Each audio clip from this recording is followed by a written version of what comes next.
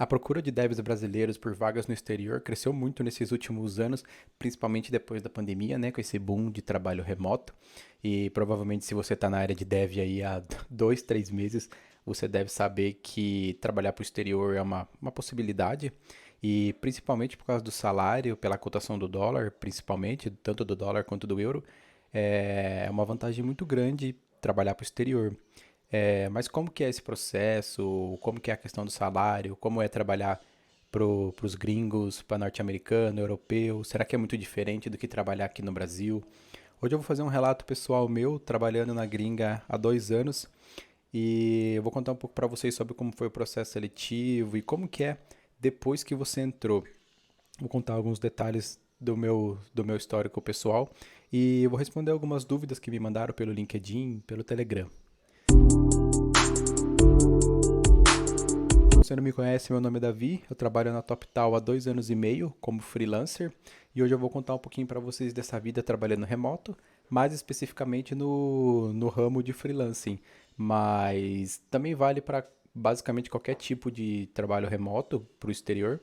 Claro que o freelancer ele é um pouquinho diferente, mas o processo seletivo, a preparação e o trabalho final é basicamente o mesmo. O que muda é praticamente só a modalidade de trabalho. Antes da gente começar a falar sobre o processo, responder as perguntas, deixa eu mostrar aqui um pouco para vocês, para quem não conhece. Bom, para quem não conhece, essa daqui é a TopTal, né, que eu comentei que eu faço parte. Esse ano, agora de 2023, eu entrei na Lemon.io também, que é uma outra empresa parecida com a TopTal, só que um pouco menor. Até onde eu sei, a TopTal é a maior empresa nesse segmento assim de freelancer. Eles têm até essa chamada aqui, né, que eles falam que é o top 3% de pessoas da sua área, né, seja desenvolvedor, seja qualquer tipo de freelancer relacionado assim à tecnologia. Eu acho que é a maior junto com a Turing. E também temos a Lemon.io, como eu falei, que ela é um pouco menor, mas é uma empresa que também está crescendo. E temos a Proxify também, e a Strider. Todas essas empresas eu fiz o processo seletivo de todas. Só passei no da TopTal e no da Lemon, mas os processos seletivos são difíceis mesmo. E ter entrado em duas, principalmente a TopTal, que é maior para mim, já foi um grande avanço na minha carreira. Então, hoje é mais sobre a TopTal, e não exatamente sobre a TopTal em si, mas sobre o mercado de freelance, o mercado remoto como um todo. Então, bom, contando sobre a história, como eu falei, eu entrei na TopTal em 2021, quando eu estava na época da pandemia ali, com muita vaga remota, para trabalhar remotamente, muita empresa procurando dev desesperadamente. E eu já estava trabalhando aqui no Brasil já, acho que há 6 anos mais ou menos, como dev. E eu queria ter essa experiência trabalhando remoto, lógico pela questão do salário, que muda completamente o jogo, mas também pela questão da cultura e pela expansão que isso dá na sua carreira, porque você tendo inglês, você consegue trabalhar de qualquer lugar do mundo. Então essas 5 empresas que eu mostrei são as principais para trabalho remoto, pelo menos as que eu conheço. Acho que a TopTal, a Turing, a Proxify são as maiores. Acho que a TopTal até fechou as inscrições agora, porque em novembro de 2023, se eu não me engano, as inscrições estão fechadas, porque o mercado tá meio turbulento aí.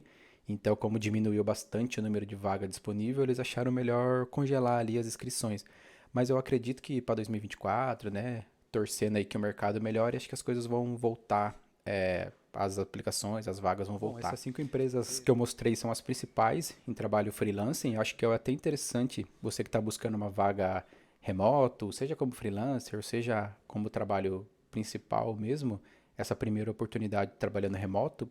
É interessante entrar por essas empresas de freelancer porque você vai ter acesso a vários outros clientes. Então, por exemplo, eu na TopTal, acho que eu trabalhei com 10 ou 11 clientes em 2 anos e meio. Então, eu conheci pessoas diferentes, conheci processos diferentes, conheci códigos diferentes. Então, é interessante, te dá muita experiência, muita bagagem. Diferente de que se você entrar numa empresa de produto, né, você vai trabalhar só naquele produto. Ou numa empresa de consultoria também, só que às vezes você vai ficar meio refém de ficar sendo remanejado de acordo com a vontade da empresa. E numa empresa de freelancing, não. Você que controla o seu tempo, vamos dizer assim. O seu trabalho é independente. Você pode trabalhar, às vezes, um mês em um projeto e sair para outro. É você que se controla, não é a empresa, não é a TopTal que vai te obrigar a trabalhar num determinado cliente. Diferente um pouco do consultoria, que você meio que. É obrigado a palavra, né? Obrigado é uma palavra um pouco forte, mas você vai ser direcionado para trabalhar no cliente que aquela consultoria quiser, né?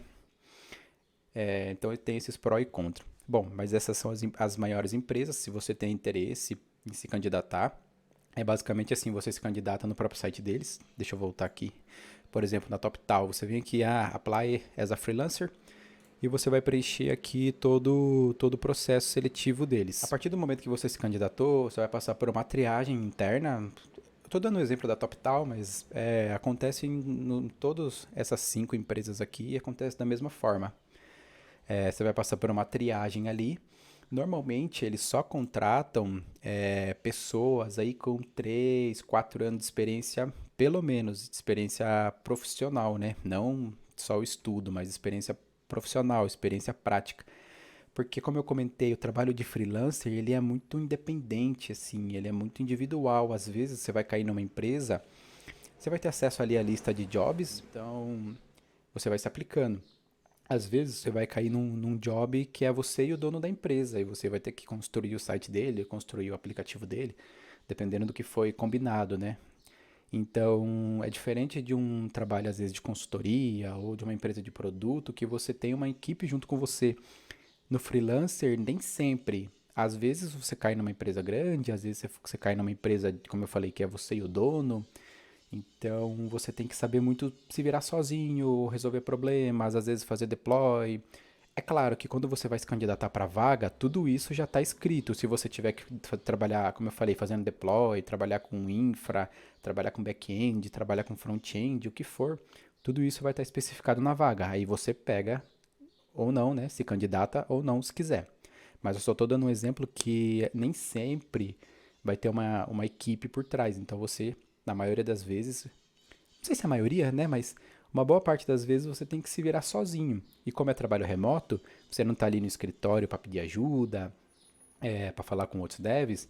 Então eu várias vezes eu tenho que às vezes mandar mensagem para algum amigo meu ou fazer pair programming com algum amigo meu daqui do Brasil. Mas hoje, como eu já tenho um pouco mais de experiência, né? Normalmente eu me viro sozinho. Mas às vezes, se você for uma pessoa muito mais nova, inexperiente, você não vai conseguir se dar bem. Então aí o primeiro passo é você ter pelo menos 3, 4 anos de experiência. Você também tem que ter o inglês mínimo para conversação. Você não precisa ser fluente, e eles até têm bastante paciência, eles entendem, né, que a gente aqui da América do Sul não tem o inglês nativamente, nem é tão incentivado assim nas escolas, né, falar inglês, tanta conversação. E então eles são bem pacientes, mas você precisa ter o mínimo de conversação, saber se comunicar, se expressar, né? Porque como você vai trabalhar com inglês, não tem como você trabalhar sem saber ouvir, entender o que eles estão falando e se comunicar minimamente. No meu caso, eu fiz preparações pelo YouTube mesmo, por conta própria, treinando sozinho mesmo. Mas se você tiver muita dificuldade, você pode pagar algum professor particular, estudar pelo Cambly, alguma coisa assim. Hoje em dia tem muito professor particular focado na área de dev, por causa desse boom de vagas remoto para o exterior. Muitos professores de inglês, como fala, se especializaram em dar aula só para dev, em termos, usando termos de tecnologia, falando sobre currículo, essas coisas. Então, se você tiver muita dificuldade, você pode recorrer a um professor particular. Então, basicamente, essa é a primeira etapa do processo, que é se candidatar. Você vai se candidatar, vai passar pela triagem, né, ali. Vamos supor que você teve um currículo ali com os 3, 4 anos de experiência. Eles vão te chamar para a primeira entrevista. A primeira entrevista é uma conversação basicamente só para te conhecer, para ver o seu nível de inglês, para saber qual tecnologia você trabalha. Você vai falar ali qual linguagem você trabalha, que experiência você tem, porque aí a partir disso vão ser as suas próximas etapas. Então você passando ali na primeira, conseguindo conversar bem, conseguindo se expressar bem, você vai passar para a próxima etapa, que aí começam testes técnicos.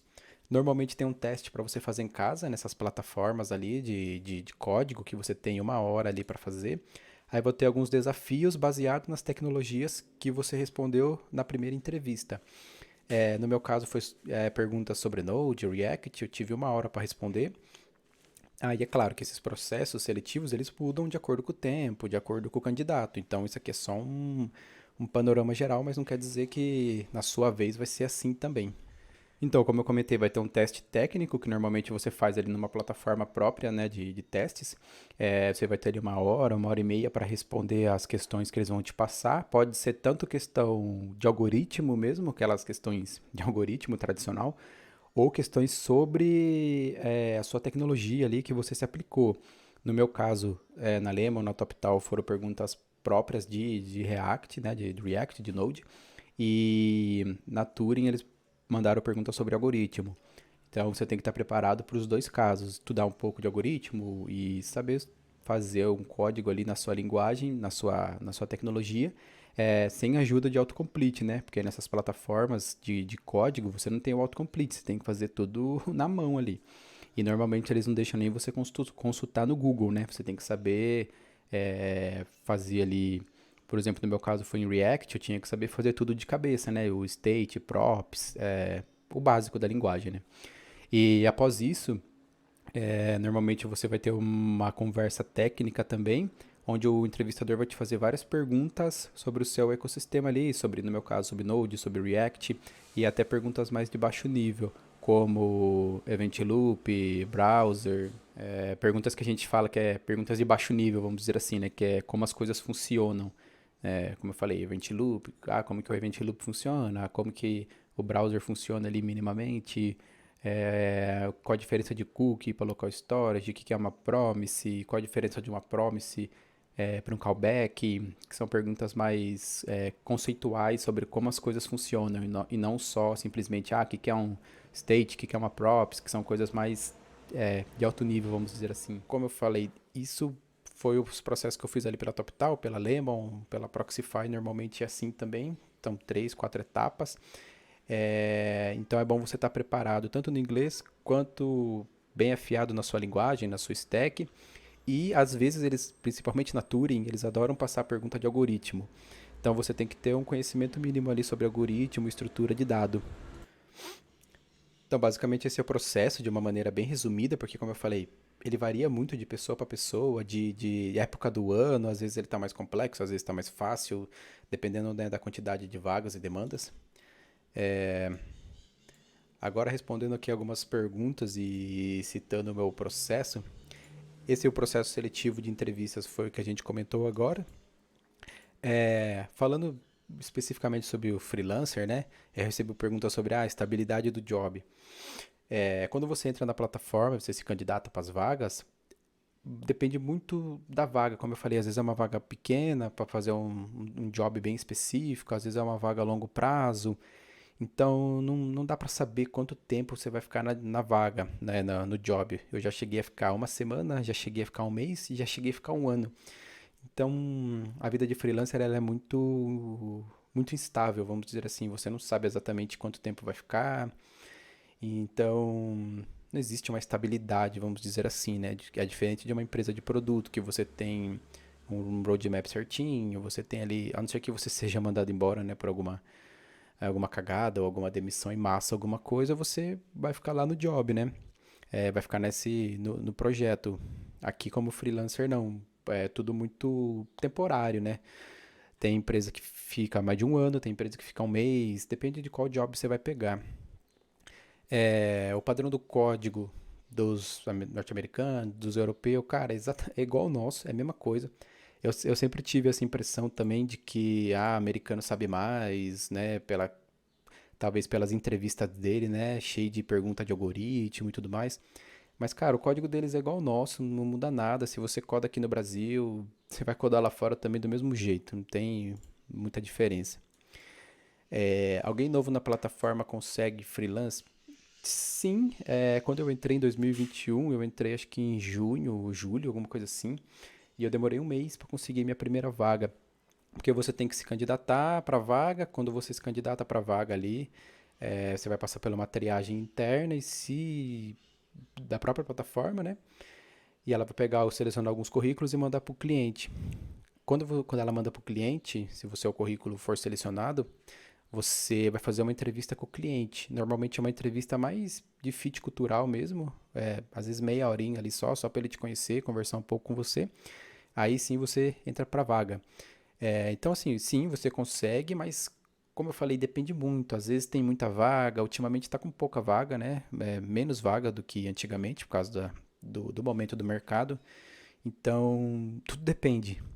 Mas sim, a partir do momento que você entrou, mandou sua documentação, tudo certinho, você já está disponível a trabalhar. Tem algum modelo de perfil ideal para conquistar? Esse aqui, acho que não existe um perfil ideal. É, Quando você entra na plataforma, você vai ter que preencher o seu currículo de novo ali. É, Você faz um link com o LinkedIn, mas você vai ter que colocar ali seus projetos, colocando suas experiências e tudo mais, seus projetos passados. A plataforma ela já te dá um padrão que você só vai preenchendo.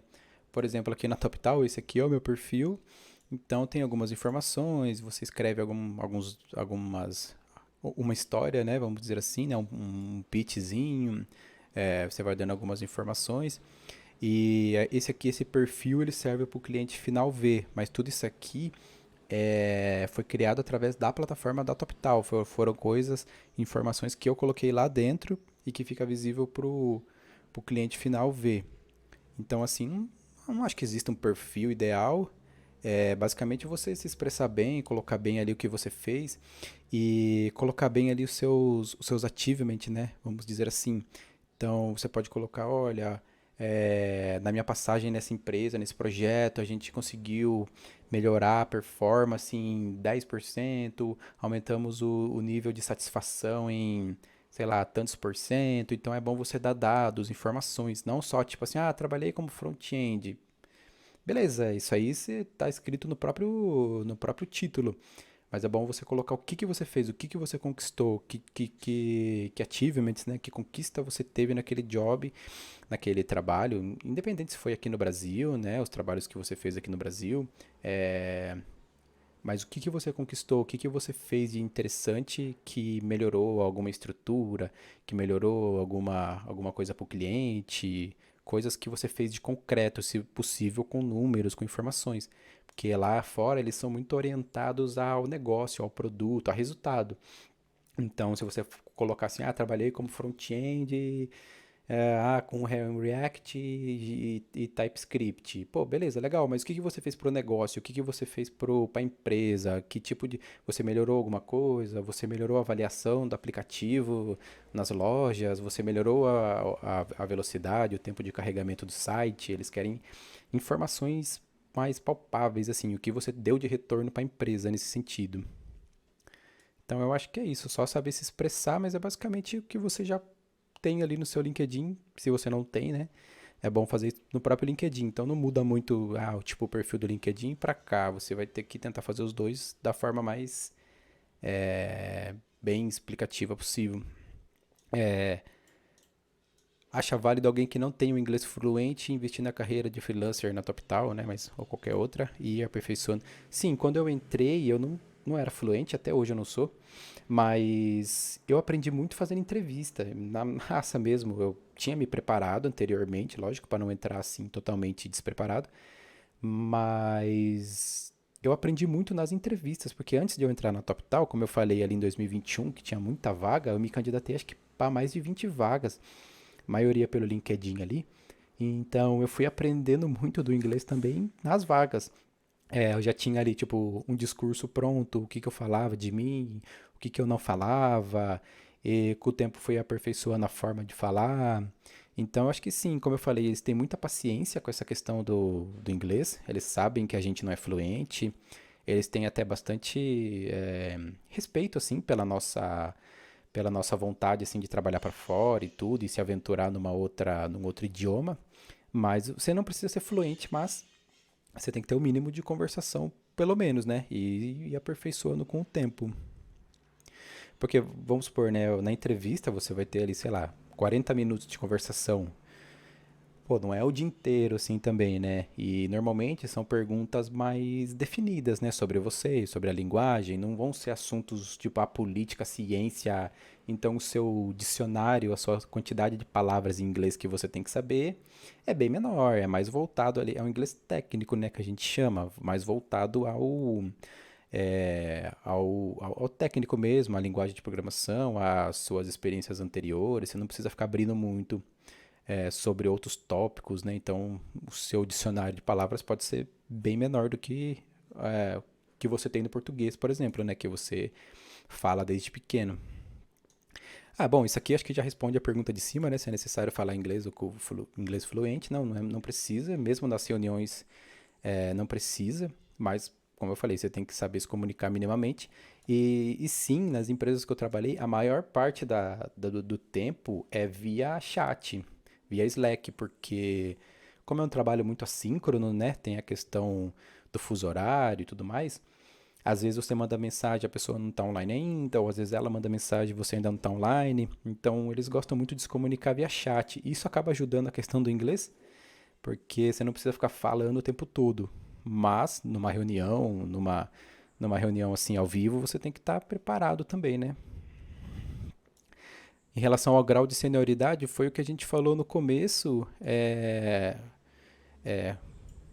aquele pergunta se em relação à senioridade e conhecimento, um sênior brasileiro também é sênior na plataforma. Não, foi o que a gente comentou, né, no começo, você precisa ter um nível, pelo menos assim, pleno, né, para entrar. Mas é a mesma coisa, até porque a gente consome muito conteúdo de fora, né? Muito conteúdo norte-americano, europeu, acho que principalmente, né, norte-americano, né, dos Estados Unidos ali. Então a gente já está meio acostumado a seguir tutoriais deles e tal. Mas como eu falei, o código deles é o mesmo que o nosso. Então se você é sênior aqui no Brasil, você vai ser sênior lá. Não tem diferença nesse sentido, assim. Você não é rebaixado, vamos dizer assim. A forma de contratação também é quando você entra na plataforma. Isso pode variar um pouco, mas no meu caso, quando você entra na plataforma, você tem que fazer um contrato ali com a plataforma e não com o cliente final, né? Então você faz um contrato com a plataforma e ela te dá o direito ou a possibilidade de trabalhar dentro do cliente. É como se fosse quase uma consultoria, né? Então você vai, faz ali o contrato com a plataforma e a questão de pagamento, quem faz é a plataforma final, não é o cliente, né? Ela recebe do cliente e te repassa o valor. Então as invoices, né, de pagamento que a gente chama é gerada pela plataforma, pela TopTal, pela Turing, pela Lemon. E no meu caso, eu tenho uma empresa aberta, né, aqui no Brasil, e como ME, como. Eu nem lembro qual que é o KNAI, mas é o KNAI lá de programação, lá de software. E aí, com base nessas invoices, eu pego o valor que eu recebi aqui em real, né, convertido quando eu recebo o pagamento aqui na minha conta em real, porque você recebe em dólar, você tem que converter para chegar aqui no Brasil. Aí eu gero uma nota fiscal de prestação de serviço para o exterior, que os impostos são um pouco menor, acho que é 6%, se eu não me engano. E aí você gera essa invoice, essa nota fiscal com base no valor que você recebeu em real, porque a cotação muda, né, e tudo mais, e não com base no valor em dólar. Aí no meu caso eu preciso ter contador, tudo mais. E como eu falei, a questão do freelance, ele é um trabalho muito individual, então você tem que controlar tudo, né? Você tem que controlar a sua empresa, pagar imposto, é, você não tem férias, né? Quando você tira férias, é dias que você não trabalhou, então você tem que tirar férias por conta própria. Não tem férias remunerada, então tem que pôr tudo isso na balança. E como está o mercado em 2023? Bom, o mercado acho que todo mundo sabe que está mais difícil, né, do que 2020. Se você for comparar com a pandemia, tá bem pior, mas ainda tem vaga ainda.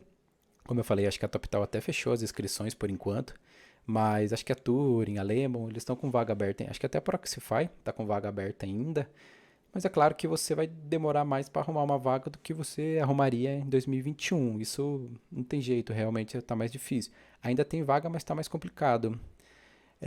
Eu mesmo esse ano aqui agora eu fiquei acho que por quase 2 meses aí sem job, porque acabou o job que eu tava. E depois disso, e depois disso eu demorei quase 2 meses para achar outro. Eu comecei até a procurar por fora, da TopTal, mas depois, quase 2 meses, eu consegui outro. E normalmente em 2021 isso não 2021 até 22 isso não aconteceu. O máximo que eu fiquei parado foi um mês. Então você já vê que as vagas tá menor, o número de vagas. Eu percebi que nesse final de ano aqui, novembro para dezembro, as vagas estão aumentando, não sei se pelo final do ano, Natal, mas vamos ver, né, se em 2024 a tendência é as coisas melhorarem. Bom, no geral é isso, essas são as maiores dúvidas que eu vejo. Acredito que já deu para dar uma noção para você como que é trabalhar remoto. É, Fazendo aqui um resumo geral, eu acho que trabalhar para fora é bem interessante, te dá, além do salário, lógico que é maior, obviamente. Hoje eu ganho três, às vezes, dependendo do job, 4 vezes mais do que eu ganharia aqui no Brasil. Mas como falei, tem os seus contras também, nesse caso de freelancer, né? Você não tem férias remuneradas, às vezes você fica um tempo sem job. É que no meu caso eu trabalho full time como freelancer, né? A minha única renda é essa de freelancer da TopTal. Você pode ter um outro trampo, às vezes, sei lá, aqui no Brasil, mais estável, e pegar alguns jobs menores, assim, de part-time, que a gente chama, que é só 3, 4 horas por dia na TopTal como uma renda extra, uma experiência extra, também pode ser. No meu caso, eu sou 100% full time na TopTal, mas porque você trabalhar em dois lugares também é mais cansativo também, de qualquer forma, mas te dá mais estabilidade. Então, acho que tem seus prós e contras em tudo, assim como tudo na vida, mas eu acho que é bem interessante. Eu acredito que eu cresci bastante, assim, conheci, como eu falei, eu trabalhei acho que em 10 ou 11 clientes, não lembro exatamente o número, mas conheci muita gente, trabalhei com muita gente diferente, vi vários códigos diferentes, sempre trabalhando com Node, React, mas eu acho que é interessante, deixa o seu currículo mais, chama mais atenção, né? Abre a porta para outros mercados, porque vamos supor que você tem aqui, sei lá, dá umas 1.000 empresas aqui no Brasil para trabalhar. Se você trabalha para fora, sabe falar inglês, tudo, você vai ter possibilidades infinitas praticamente. Que a gente fala muito do mercado norte-americano, né, Estados Unidos, Canadá, mas com inglês você trabalha em qualquer lugar do Brasil. Às vezes na TopTal aparece até vagas da Índia, do Japão, da Austrália. Então você sabendo inglês você tem possibilidades infinitas. Você não fica preso só ao mercado nacional.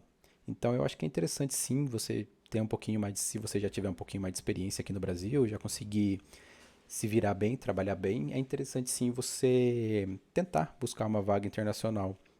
E é isso, eu espero que eu tenha respondido aí a maioria das dúvidas. Se ficou mais alguma dúvida, pode me mandar pelo LinkedIn, pelo Telegram, que eu sempre gosto de tentar ajudar o máximo de pessoas e responder sobre esse assunto. Beleza?